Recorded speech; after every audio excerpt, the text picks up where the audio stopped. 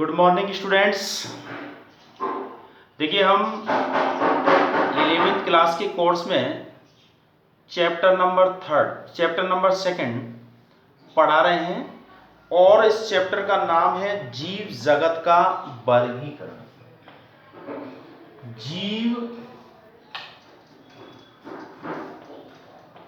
जगत का वर्गीकरण,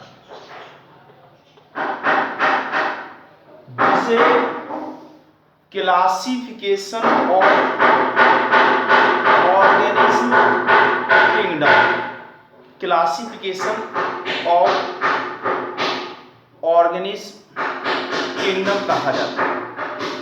देखिए इसमें हमने पादपों या कह सकते हैं जीवों के वर्गीकरण के बारे में पढ़ा कि पहले द्विजगत वर्गीकरण दिया गया, उसके बाद त्रिजगत वर्गीकरण दिया गया और फिर 5 जगत वर्गीकरण दिया गया R.H. व्हिटेकर के अनुसार। और उस 5 जगत वर्गीकरण में 5 जगत जो हैं, पहला जगत है मोनेरा, दूसरा जगत है प्रोटिस्टा, तीसरा जगत है फंजाई और चौथा जगत है प्लांटी और 5वां जगत है एनिमेलिया। ये 5 जगत हैं। इन 5 जगतों के अंदर रखे गए जीवों में आपस में बहुत कुछ भिन्नताएं होती हैं। तो सबसे पहले हम बात करेंगे मोनेरा जगत के सदस्यों की बात। ठीक है, मोनेरा जगत के जो सदस्य हैं उनकी क्या विशेषता होती है, तो आज हम अध्ययन करेंगे मोनेरा जगत का।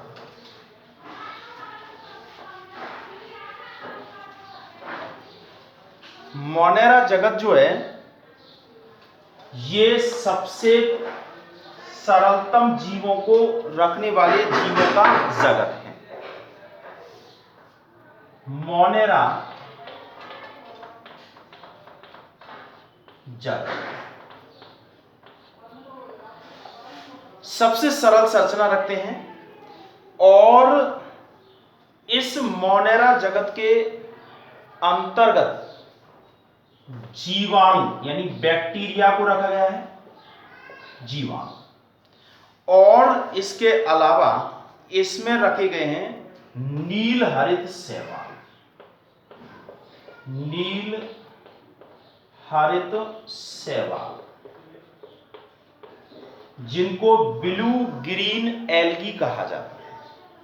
ये साइनो बैक्टीरिया होते हैं, साइनो बैक्टीरिया के नाम से जाना जाता है।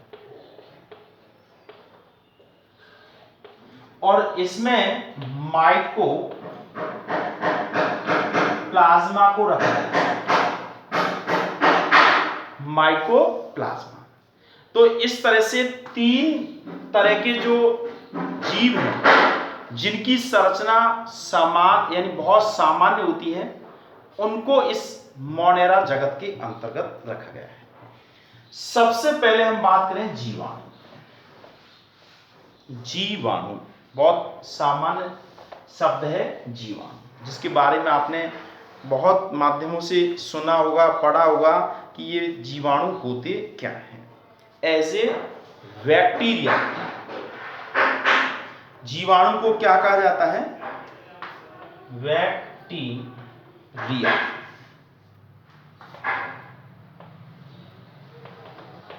बैक्टीरिया, जीवाणु। अब हम एक एक करके आगे बढ़ेंगे। देखिए जीवाणु के बारे में। जीवाणु, ये जीवाणु आवास, ये पाए कहां जाते हैं? आवास, हैबिट।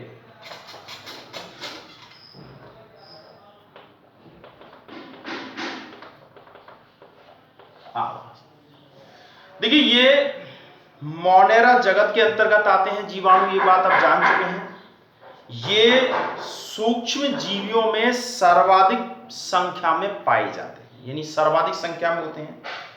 ये लगभग सभी स्थानों पर पाए जाते हैं। ये ऐसे प्रतिकूल आवास जहां कोई और जीव आसानी से नहीं रह पाता है, वहां पर भी ये जीव आसानी से रह पाते हैं, अर्थात ये सभी जगह पर पाए जाते हैं। तो ये सर्वव्यापी जीव होते हैं, चाहे वो गर्म पानी का झरना हो जहां पानी गर्म होता है, या बर्फ हो, समुद्र के गहरा पानी हो, या उच्च तापमान वाले मरुस्थलीय क्षेत्र हो, वहां पर भी ये पाए जाते हैं। और चाहे कोई भी क्षेत्र अम्लीय हो या क्षारीय, वहां पर भी ये पाए जाते हैं। लेकिन ऐसा नहीं होता कि सभी जीवाणु सब जगह पाए जाते हैं। अलग अलग प्रकार के जीवाणु अलग अलग आवासों में पाए जाते हैं, लेकिन कुछ जीवाणु जो है वो सभी जगह पाए जाते हैं। और ये जीवाणु वातावरण में स्वतंत्र रूप से भी पाए जाते हैं। दूसरे जीवों के शरीर के अंदर भी ये जीवाणु रहते हैं, जिनको बाह्य परजीवी, अंत्य परजीवी के रूप में पाए जाते हैं। मानव के आहार नाल के अंदर भी जीवाणु पाए जाते हैं। तो कह सकते हैं कि ये जीवाणु सर्वव्यापी होते हैं, हर स्थान पर पाए जाते हैं। और तो क्या, एक हवा के अंदर भी हजारों प्रकार के जीवाणु की उपस्थिति को देखा जा सकता है। तो ये जीवाणु सर्वव्यापी होते हैं। पानी की एक बूंद अगर लें तो उस बूंद के अंदर भी बहुत सारे जीवाणुओं की जो है वो उपस्थिति आप देख सकते हैं। अब आता है कि ये जीवाणु की आकृति कैसी होती है, आकार एवं आकृति के आधार पर प्रकार।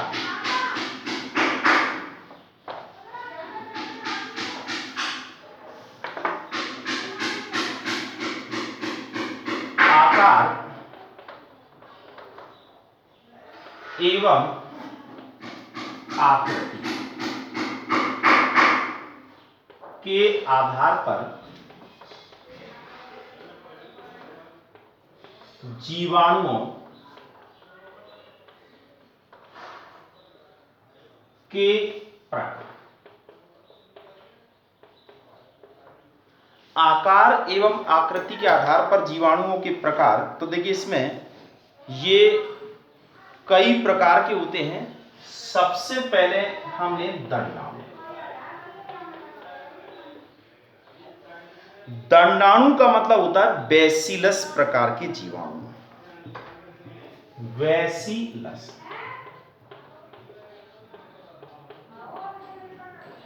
देखिए, ये जीवाणु इस तरह के होते हैं कि इनकी छड़ जैसी आकृति होती है, इस तरह। ठीक है। अब ये जब एक होते हैं तो बैसिलस कहलाते हैं, और बहुवचन जो होते हैं तब इसको कहते हैं बैसिलाई।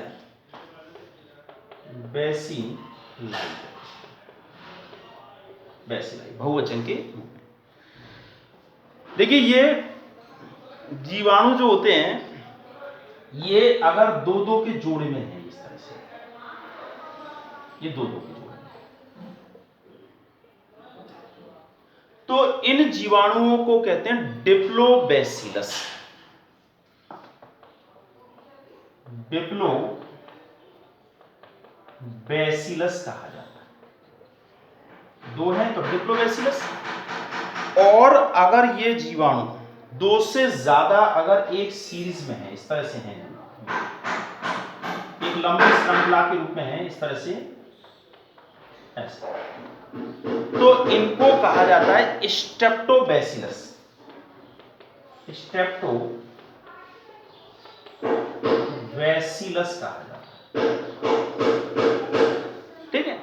तो ये एक प्रकार से छड़ जैसी आकृति के जीवाणु होते हैं, और ये लंबे ज्यादा होते हैं, चौड़े कम होते हैं। तो एक तो होते हैं बैसिलस प्रकार के, ठीक है, जिनको हम दंडाणु या छड़ रूपी कह सकते हैं। दूसरे जीवाणु जो होते हैं, दूसरे ये गोल आकृति के होते हैं, तो इनको कहते हैं गोलाणु। गोलाणु, कोकस, गोलाणु, कोकस। कोकस गोल, और बहुवचन जब है तो इनको कोकाई भी कहते हैं। कोकाई, बहुवचन स्थिति में इनको कोकाई के रूप में जाना जाता है।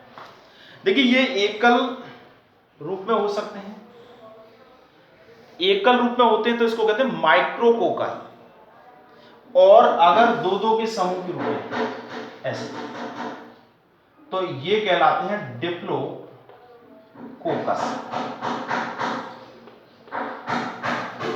डिप्लोकोकस यानी दो दो के जोड़े के रूप में, और जब चार चार के जोड़े के रूप में होते हैं तो टेट्राकोकस कहलाते हैं। टेट्राकोकस।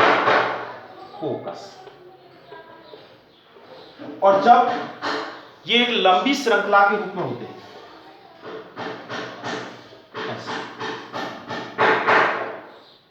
इस तरह से एक लंबी श्रृंखला को बनाए अगर होते हैं तो इनको कहा जाता है स्ट्रेप्टोकोकस। स्ट्रेप्टोकोकस। तो इस तरह से इनकी कई अलग अलग नाम रख दिए जाते हैं। माइक्रोकोकस, माइक्रोकोकस, एक है तो माइक्रो, दो है तो डिप्लोकोकस, तीन चार है तो टेट्राकोकस, और बहुत सारे जो हैं तो इनको कहते हैं स्ट्रेप्टोकोकस। तो ये जीवाणु जो होते हैं वो एक प्रकार से अलग अलग समूह के रूप में पाए जाते हैं, कोई दो के रूप में, कोई तीन के रूप में, इस तरह से होते हैं। अब आता है पहला तो था बैसिलस प्रकार के जीवाणु, जिनको छड़ के समान होते हैं, दंडाणु भी कहते हैं। दूसरे गोल आकृति के होते हैं, इसलिए गोलाणु या कोकस, या बहुवचन में कोकाई कहते हैं। और तीसरा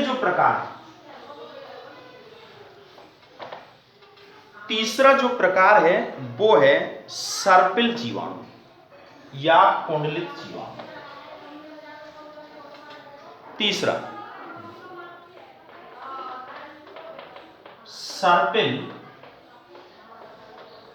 सर्पिल या कुंडलित।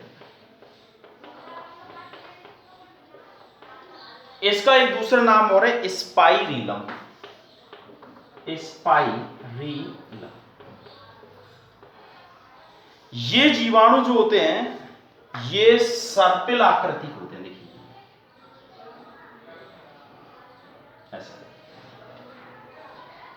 ऐसे सर्पिल आकृति के होते हैं। अब इन पर कंसाविकाओं की उपस्थिति, देखिए जब एकल होते हैं तो ये सर्पिल कहलाते हैं, और बहुवचन होते हैं तो स्पाइरिला कहा जाता है। स्पाइरिला। और इन पर कंसाविकाएं पाई जाती हैं, ये कंसाविकाएं, उनकी उपस्थिति होती है। तो इस तरह की आकृति के जो होते हैं वो सर्पिल जीवाणु के नाम से जाने जाते हैं। एक होते विब्रियो, कॉमा वाले जीवाणु, तीसरे प्रकार। देखिए मैं बहुत सामान्य बिल्कुल सिंपल तरीके से बता रहा हूँ, जटिलता की तरफ हम नहीं बढ़ रहे हैं, तो धीरे धीरे हम बढ़ेंगे, क्योंकि एक साथ अगर बहुत सारे प्रकार एक साथ ही दे दें, क्योंकि मैं जरूरी नहीं ये इतने ही प्रकार हैं, इससे बहुत ज्यादा प्रकार हैं, लेकिन हम सीधे एक एक करके आगे बढ़ रहे हैं। चौथा जो प्रकार है वो है कॉमा आकृति। कॉमा आकृति, कॉमा आकृति। इनको हम विब्रियो कहते हैं।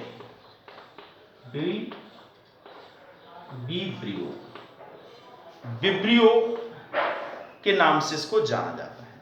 तो ये कॉमा जैसी आकृति के होते हैं, और कॉमा इस तरह की आकृति होती है, जैसे ये इस तरह के ये जीवाणु होते हैं, ऐसे थोड़े से मुड़े हुए होते हैं, तो इसलिए इनको कॉमा आकृति के जीवाणु कहते हैं। जैसे हैजा है तो विब्रियो कॉलेरा, हैजा का जीवाणु इसी प्रकार का होता है, ये कंसाविका भी हो सकता है और अकंसाविका भी हो सकता है। तो यहां हमने जीवाणुओं की आकार और आकृति के आधार पर उनके 4 प्रकारों के बारे में पढ़े। एक तो होते हैं गोलाणु जिनको हम बैसिलस कहते हैं, दूसरे होते हैं सबसे पहले बैसिलस जिनको हम छड़ के समान होते हैं उनको दंडाणु कहते हैं बैसिलस, दूसरे जो होते हैं वो गोलाणु जिनको कोकस कहते हैं, तीसरे सर्पिल जिनको स्पाइरिलम कहते हैं, और चौथा कॉमा जैसी आकृति के जिनको हम विब्रियो कहते हैं। तो 4 प्रकार की आकृति के जीवाणु जो है वो पाए जाते हैं। अब बात आती है कि इन जीवाणुओं में एक बाल जैसी संरचना जिसको हम एक प्रकार से कहते हैं कसाविका, ये कसाविका इन जीवाणुओं में उपस्थित होती भी है और कुछ जीवाणु में नहीं भी होती है। तो इनकी उपस्थिति और अनुपस्थिति के आधार पर जीवाणुओं को हम कई प्रकारों में बांट सकते हैं। तो कंसाविका,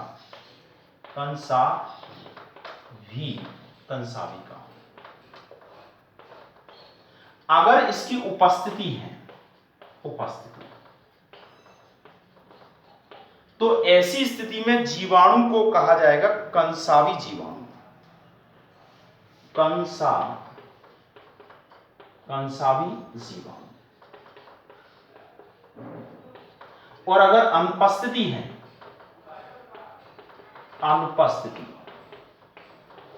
तो इसको कहते हैं अकंसावी जीवाणु। अब देखिए हमने गोलाणु जीवाणु जो पढ़े थे वो अकंसावी होते हैं, क्योंकि गोल आकृति के अंदर कंसाविकाओं की उपस्थिति नहीं होती है।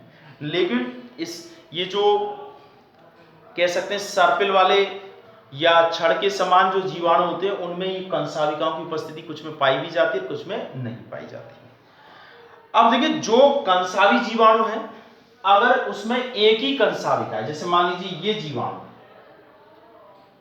और इसमें एक ही कंसाविका, ये कंसाविका है, तो इसको कहते हैं एक कंसावी जीवाणु, क्योंकि कंसाविकाओं की संख्या क्या है, एक ही। और अगर दो हैं, दो कंसाविका, तो इसको कहते हैं द्विकंसावी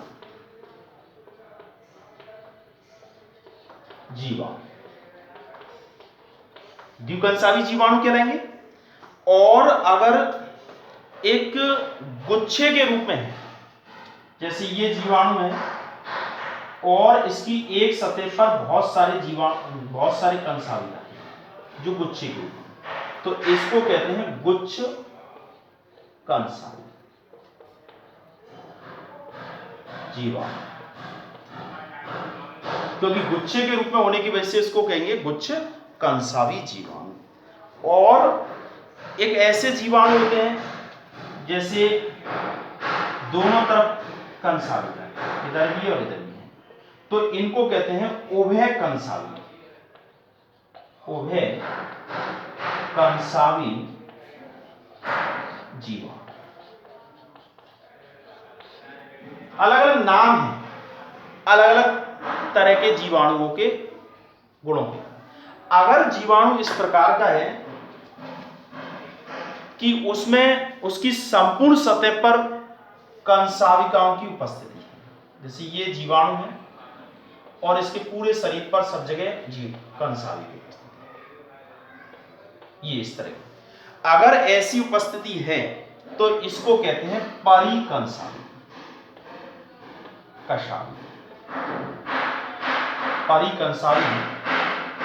जीवाणु। तो ये जीवाणु इन कंसाविकाओं की स्थिति और संख्या के आधार पर कई प्रकार के होते हैं, ठीक है। तो हमने जीवाणुओं की आकृति और आकार के आधार पर प्रकार पढ़े। अभी ज्यादा डिटेल में चाहिए, आप 4 प्रकार याद रखिए कि गोलाणु होते हैं, दंडाणु होते हैं, कुंडलित होते हैं, कॉमा जैसी आकृति के होते हैं। फिर उसके बाद कंसाविकाओं की उपस्थिति और अनुपस्थिति के आधार पर जिनमें कंसाविका पाए जाते हैं वो कंसावी और जिनमें नहीं पाए जाते हैं कंसावी। और कंसावी जो होते हैं उनमें भी एक कंसावी, द्विकंसावी, गुच्छ कंसावी, परिकंसावी कई प्रकार के होते हैं। अब आता है कि ये जीवाणु जो है इनकी क्या विशेषता होती है, क्योंकि हम मोनेरा जगत के अंतर्गत पढ़ रहे हैं तो आगे हम इसमें और विस्तार से बढ़ेंगे।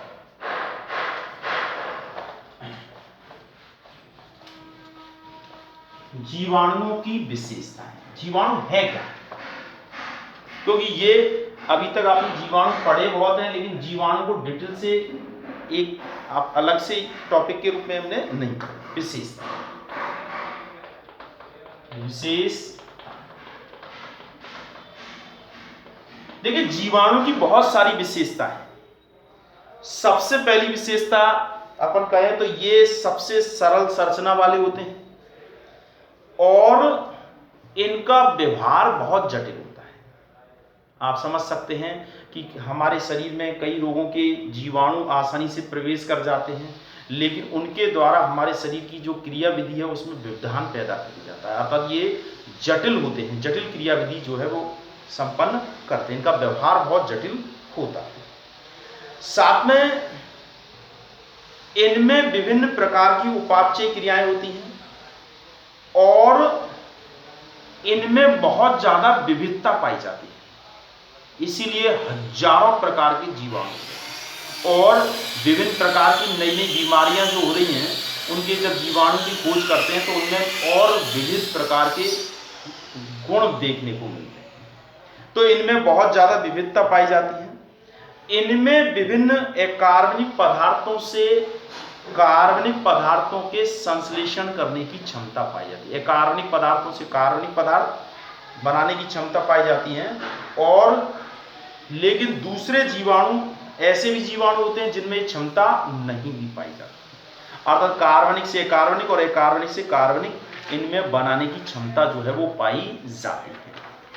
साथ में ये जो जीवाणु होते हैं ये अनेक प्रकार के रोग कारक होते हैं, रोग पैदा कर देते हैं। हैजा है, डिप्लोकोकस निमोनिया के द्वारा होता है, निमोनिया रोग हो जाता है। विब्रियो कोलेरी के द्वारा हैजा हो जाता है। टीबी जो है ये माइक्रोबैक्टीरियम ट्यूबरकुलोसिस के द्वारा हो जाती हैं। इसके अलावा लेप्रेसी, माइक्रोबैक्टीरियम लेप्री नाम के जीवाणु के द्वारा हो जाती हैं। तो ये पादपों में भी रोग पैदा करते हैं, प्राणियों में भी रोग पैदा करते हैं और मानव के अंदर भी कई प्रकार के रोग कारक होते हैं, यानी कई प्रकार के रोग जनक की तरह ये कार्य करते हैं। इनके शरीर के द्वारा कुछ ऐसे रासायनिक पदार्थ निकलते हैं, क्योंकि देखिए अगर आप सोचेंगे इतने बड़े शरीर में अगर थोड़े बहुत जीवाणु रह भी जाए तो क्या कर लेंगे, लेकिन नहीं, इनके अंदर जो क्रियाएं होती हैं उनसे कुछ ऐसे रासायनिक पदार्थ होते हैं, निकलते हैं जो हमारे शरीर की क्रियाओं को रुकावट पैदा कर देते हैं। साथ में इनके द्वारा कुछ ऐसे रसायन भी प्राप्त होते हैं या स्रावित किए जाते हैं जो दूसरे जीवाणु की वृद्धि को रोक देते हैं, यानी दूसरे जीवों को वृद्धि नहीं करने देते हैं, जैसे कहते हैं एंटीबायोटिक, अर्थात ये प्रतिजैविक औषधियों के रूप में यानी प्रतिजैविक पदार्थों का निर्माण करते हैं। तो ये कहते हैं जहर को मारता। कुछ जीवाणु जो होते हैं वो दूसरे जीवों के शरीर में ऐसे पदार्थों का निर्माण करते हैं जिससे जीवाणु की वृद्धि रुक जाती है।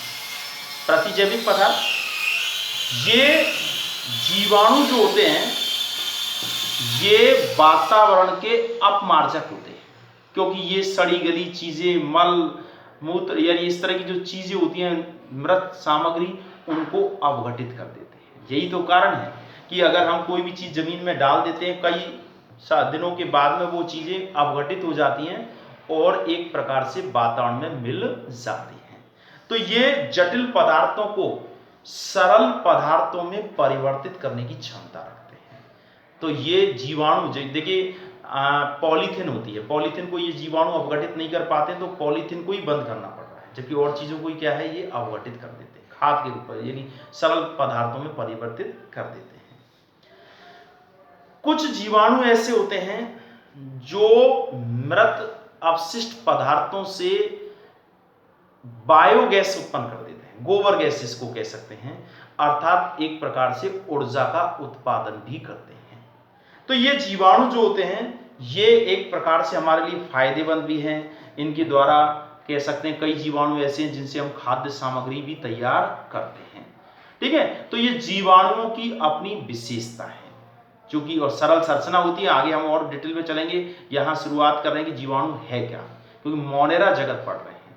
ठीक है, तो इसके अलावा इस जीवाणु की संरचना का अध्ययन हम करते हैं किसमें, प्रोकैटिक कोशिका के अंतर्गत, क्योंकि वहां प्रोकैटिक कोशिका किसमें पाई जाती है, जीवाणु के अंदर पाई जाती है। ठीक है। तो अब आता है कि ये जो जीवाणु हैं ये विकास की दृष्टि से दो वर्गों में बांटे गए। एक तो होते हैं जो कम विकसित जीवाणु होते हैं, इनको कहते हैं प्राक जीवाणु, जिसको हिंदी में आद्य जीवाणु भी कह सकते हैं, आर्की बैक्टीरिया, आद्य जीवाणु। और दूसरे होते हैं सत्य जीवाणु, जिनको कहते हैं यू बैक्टीरिया। ठीक है। तो आज देखिए हम दो तीन चीजें पढ़ी हैं हमने, जीवाणु क्या है और जीवाणु कितने प्रकार के होते हैं और जीवाणु का एक प्रकार से उनके अंदर क्या विशेषताएं पाई जाती हैं। ठीक है। तो अब आप आज का होमवर्क जो है वो नोट कर लीजिए, फिर इसके बाद हम अगले लेसन में जीवाणु के प्रकारों के बारे में बात करेंगे।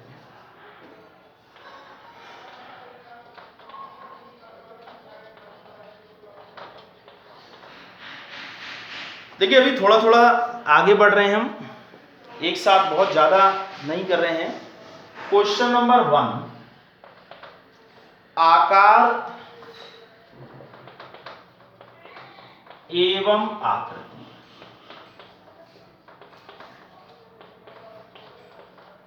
आकार एवं आकृति के आधार पर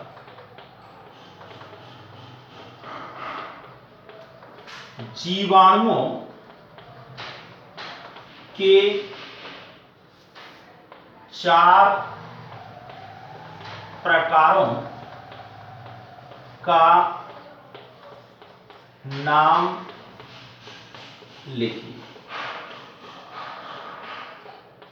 ठीक है। 4 जो प्रकार के जीवाणु हैं वो कौन कौन से हैं, जो कि आप आसानी से लिख सकते हैं, कहीं कोई परेशानी है, लेकिन हम ये चाहते हैं कि आप बार बार इस तरह से लिखेंगे तो आराम से आपको याद भी होगा, फिर हम आगे बढ़ पाएंगे। दूसरा है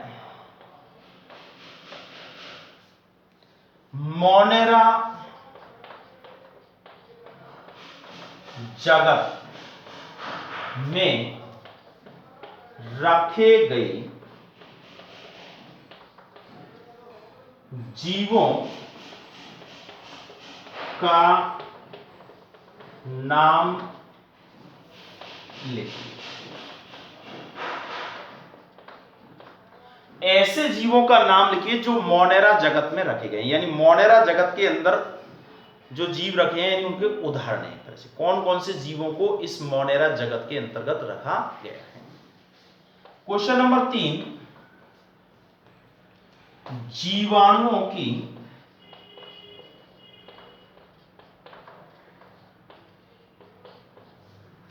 चार विशेषताएं,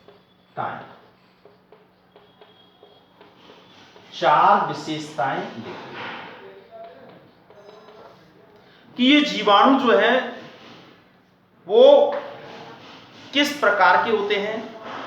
विशेषताएं बहुत हैं, आपने पहले भी पढ़ी होगी। उन विशेषताओं में से कोई सी विशेषता लिख सकते हैं कि भाई ये कैसे होते हैं, इनका शरीर कैसा होता है, इनके अंदर किस प्रकार से रोग पैदा करने की विशेषता होती है, ये किस प्रकार से दूसरे जीवों पर अपना प्रभाव पैदा करते हैं। तो इस तरह की बातें आपको लिखनी है। ठीक है।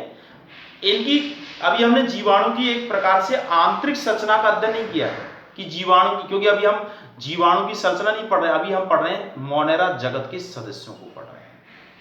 ठीक है। तो जीवाणु की संरचना जो होती है उसमें कोशिका भित्ति होती है, इसमें प्रोकैरियोटिक कोशिकाएं होती हैं, वो आगे हम पढ़ेंगे। ठीक है। तो ये 4 प्रश्न जो है, ये 3 प्रश्न है। एक प्रश्न और लिख दीजिएगा कि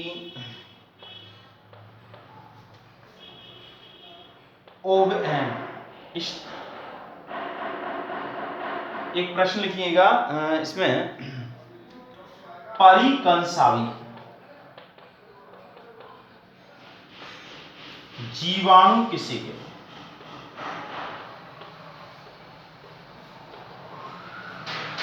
परिकंसावी जीवाणु किसे कहते हैं। तो आपको ये 4 प्रश्न हैं, इन 4 प्रश्नों के आपको जवाब, बहुत साधारण प्रश्न है और हमने एक सिंपल बात बताई है, एक एक करके हम आगे बढ़ते जा रहे हैं। हम दूसरा चैप्टर पढ़ रहे हैं और आपको ये पता ही होगा कि वर्तमान में जो आपका कोर्स है वो NCERT बेस है और ये जो पिछले साल तक चलता था वो बदल गया है। तो अब हम जो बता रहे हैं वो उतनी चीज़ें चल के लेके चल रहे हैं जो एनसीईआरटी के हिसाब से हैं।